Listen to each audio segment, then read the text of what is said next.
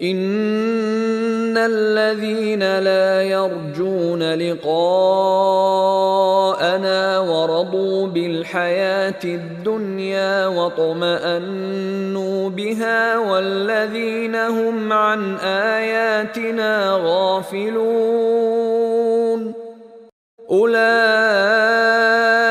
مأواهم النار بما كانوا يكسبون۔ جن لوگوں کو ہمارے پاس آنے کا یقین نہیں ہے اور وہ دنیاوی زندگی پر راضی ہو گئے ہیں اور اس میں جی لگا بیٹھے ہیں، اور جو لوگ ہماری آیتوں سے غافل ہیں، ایسے لوگوں کا ٹھکانا ان کے اعمال کی وجہ سے دوزخ ہے۔